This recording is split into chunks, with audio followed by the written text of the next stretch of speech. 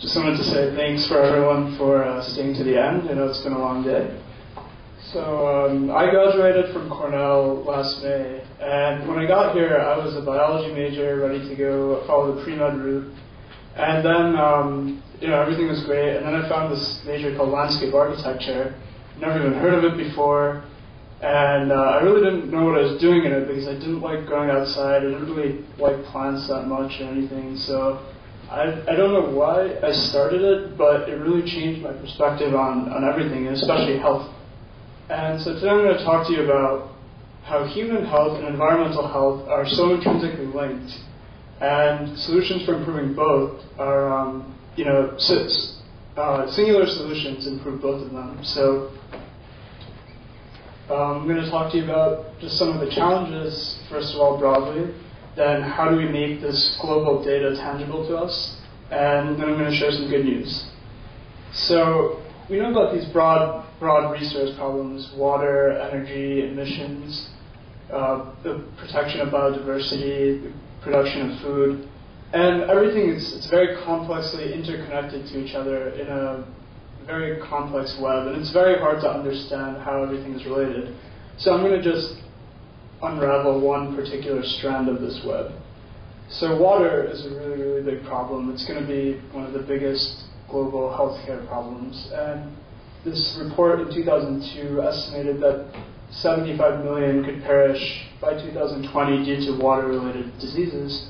And right now, 1 billion people lack access to safe water. It's one problem. We have this problem of oil. Right now, basically we've mined about half the oil that was ever on Earth since we started, and most of this has been within the last 120 years. One of the crazy things that's going on right now is this problem of hydrofracking, which is happening throughout upstate New York, Pennsylvania, West Virginia, where we're using water to extract the last remaining oil within the ground, where we're using 1 million gallons of water to drill one oil well, and then the water that comes out is extremely toxic. So just some of the crazy things of how these issues are connected. And we're using all this oil to power our cars to get around our cities. And we have crazy carbon emissions that you all are probably aware of that's leading to numerous other problems that's throwing the world out of balance. And this was at the California Academy of Sciences, where they had a great exhibit on the complex interconnected problems of carbon emissions and climate change and global warming. And when you hear about global warming, you hear there's going to be a 1 to 2 degree Celsius temperature change, and it doesn't really seem like much, but a great analogy I heard is if you think about the human body, we're at 98.6. If that goes up just a little bit, it really throws your body out of whack. And the Earth is in a very tight homeostasis, and so even a 1 to 2 degree change, the Earth will really throw systems off. And it'll lead to melting of glaciers, which is going to lead to a lot of water problems, going back to what I started with. And also carbon acidifies the ocean, destroying a lot of animals that people depend upon for food. So it's a broad picture of how things are very complexly interconnected. And so we know that we need greater ecological stewardship. And this is a list of some of the major health diseases that we're facing, particularly in the Western world. Cardiovascular disease is our #1 killer, about over 600,000 deaths per year. But we also have all these other things: obesity, diabetes, depression, accidents, pulmonary disease. And the thing that ties all of these together is that they're preventable. These are diseases that are due to our lifestyles that we've come to embrace in the West.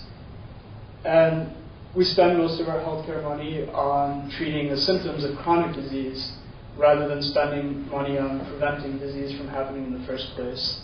And so we know this, but we're not really, spending money in the right places, and that's why our healthcare costs are skyrocketing.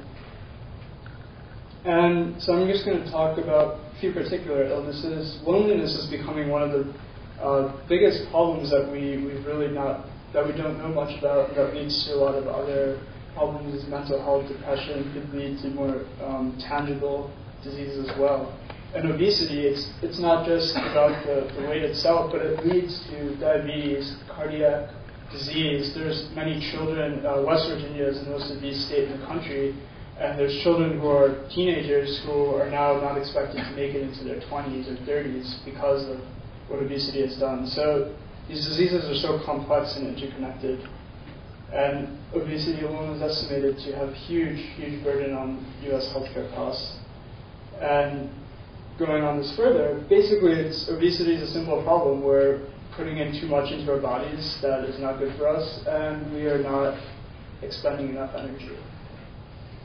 So, I gave you a bunch of really big picture things, big picture numbers, but oftentimes you hear these big statistics and it's not tangible to us on a daily basis.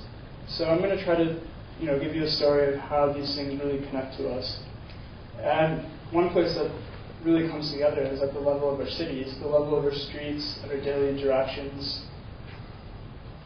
So I'm going to talk to you about automobiles. One of the big challenges of obesity is not exercising enough, and automobiles present a huge threat. We know that walking is very vital.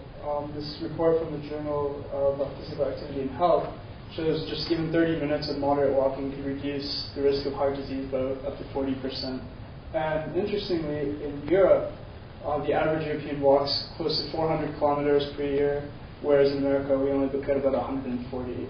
And this is related to issues of city design. This is in Syracuse. We like to walk, but our cities are designed for cars, which makes it very dangerous to walk in many places or unappealing. This is another big health problem. We have 10 million motor vehicle accidents about a year, and 40,000 of these are fatal. The number of fatal deaths is falling, but we have such a huge number of accidents, and this leads to people stuck in emergency rooms, which makes emergency rooms more clogging up hospitals. So you can start to see how these things are very interrelated. And it's not only just a challenge to walking, but you get a lot of pollution. You have the stress of commuting. People who drive to work every day are stuck in traffic, get increased blood pressure, are more angry, are more depressed, are not happy. So all sorts of secondary health risks from automobile culture. Usually most hospitals and cities are just surrounded by cars, and you have patients waiting outside, just exposed to all sorts of chemicals and fumes, such as sulfur dioxide, nitrogen oxide, carbon monoxide, other particulate matter that's causing huge amounts of respiratory illnesses. They're also weakening our immune systems. And there's also another huge cost to automobiles, the cost of building these roads and maintaining them. A mile of road ranges anywhere from $200,000 in a small rural area to upwards of $10 million per mile of highway. So it's huge costs that we just can't keep affording, and then you have to maintain that. So, we want to walk, but because of our building of parking lots and highways and parking garages, it prevents pedestrian amenities from being built. This is the path I take every day to get to medical school in Syracuse. And basically, because of the money we spend on building roads, we don't have enough money to build sidewalks, to build pedestrian-friendly cities. And this just makes it hard to get any sort of physical activity. And you see parents, bringing children in strollers across dangerous places. And so, if you're between 5 to 19, your biggest chance of death or ending up in a hospital is due to a motor vehicle injury. And basically, it's if you're a kid and you want to bike outside, you have a very high risk of being hit by a motor vehicle. So it's very complex. And of course, automobile culture has led to sprawl, where we are in our environments, we're consuming them just for the automobile. And there's a lot of research in how sprawl and suburban lifestyle has contributed to obesity, as well as because of the use of cars and our consumption of land, we're polluting more than ever. So that's a problem of output, of getting enough physical exercise and activity. There's a huge challenge to input, to food, what we put in our bodies. This has become an example of a staple Western diet, or a big part of what we eat. And that's a big problem, but there's also another really big problem that people aren't really aware of. There was a study done by the USDA looking at nutrients in food and how that's changed from 1950 to 1999. We found in almost every vegetable there's been a huge decrease in nutrients. These are just a few of the vegetables and a few of the nutrients that were measured. broccoli, tomatoes, everything has a huge decrease in the amount of nutrients since the 1950s. Carrots do have more vitamin A than before, but that was just sort of just one anomaly, I guess. But basically what this has resulted from is because of our over-dependence on fertilizers and industrial-scale farming, we have more food, but the food is less nutritious, so it's not really helping us get healthier.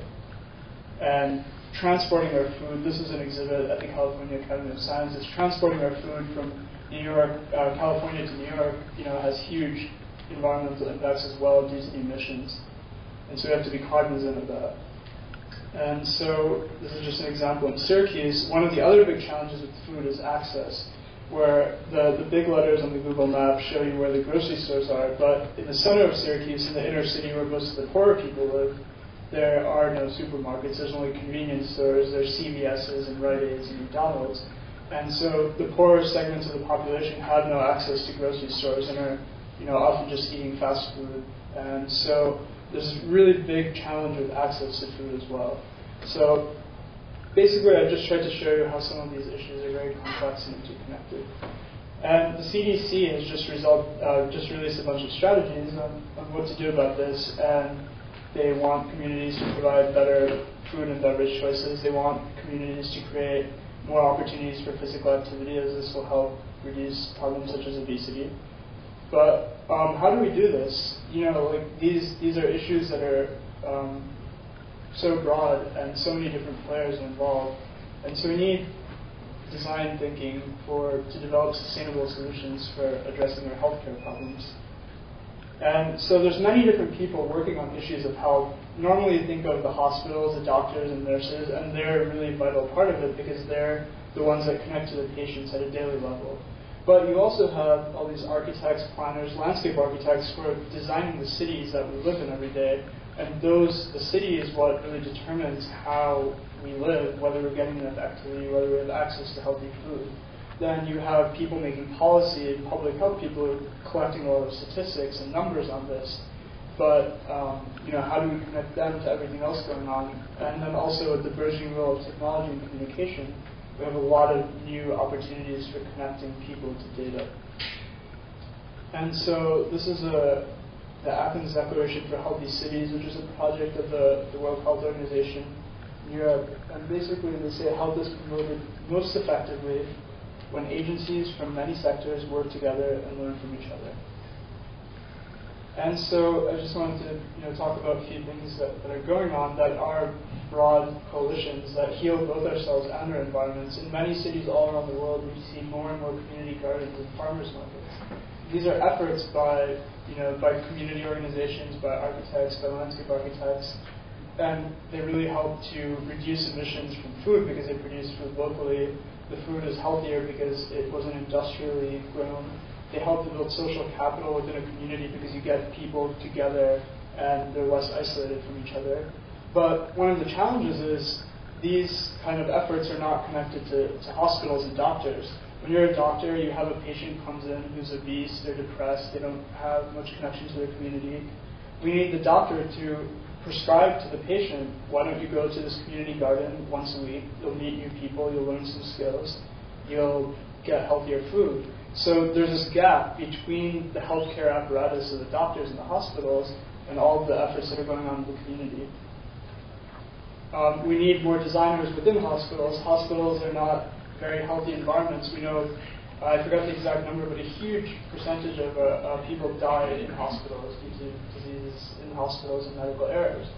And design makes a big difference to make hospitals healthier places.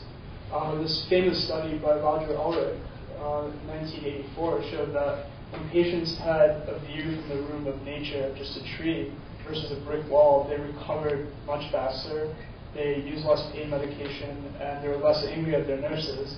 And these were very tangible measures that they made. And Roger Ulrich he's been doing a lot of work on this and showing how these design changes actually have huge economic benefits to the hospitals. The patients are staying there less, using less medication, and all it took was a simple design intervention.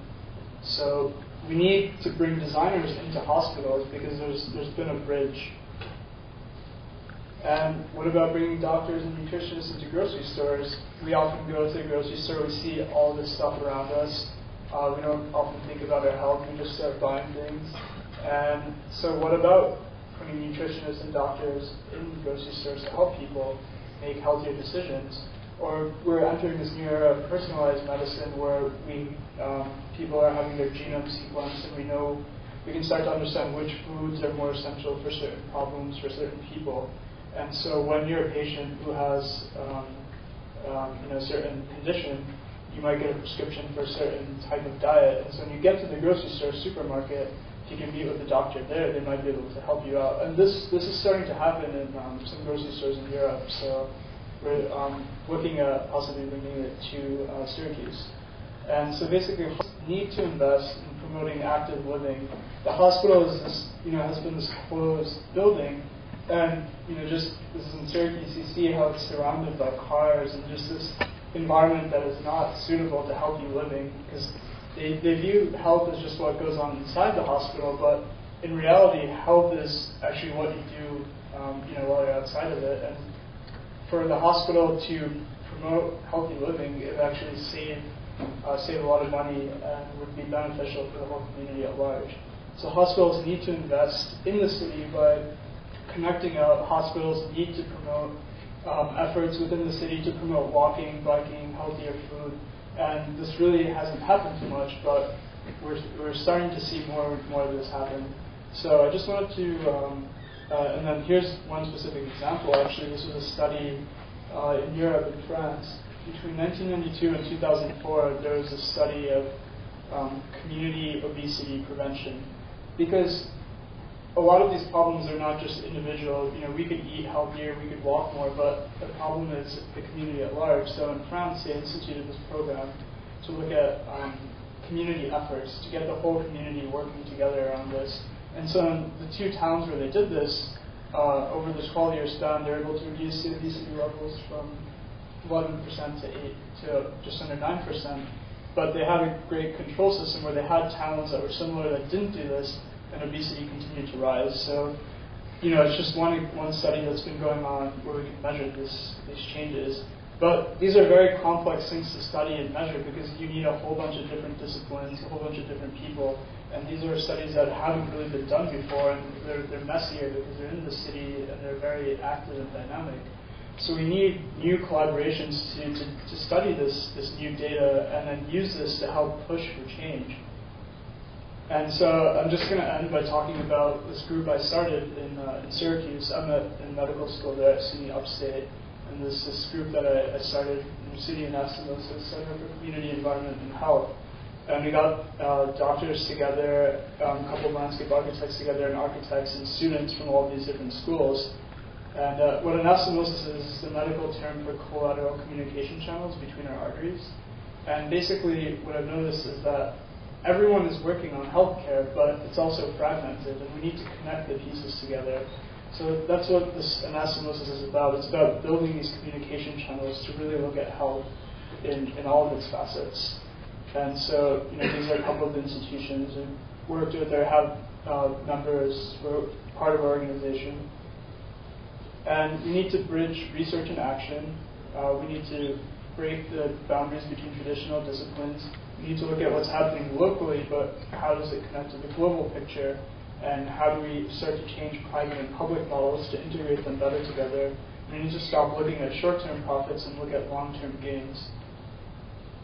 And we kind of established these 6 categories of projects, looking at the urban environment, looking at food and community, looking at building public knowledge about health issues, looking at buildings and the relation to the environment, looking at the changing role of technology, and finally looking at the global connection, which is global plus local. And this is the last slide. And I just wanted to end by talking about upstate New York. This is where I've lived my whole life. And there's often talk, there's a lot of negative talk about it, about the future of it, but I really don't see it that way. From everything that I've experienced through my time at Cornell and beyond, I see a really bright renaissance for upstate and for what's happening. And the institutions that we have here and the awareness of health and wellness are perfectly suited for starting to change the dialogue of healthcare in America. And I think upstate New York especially could be the start of this change, and it already is in many ways.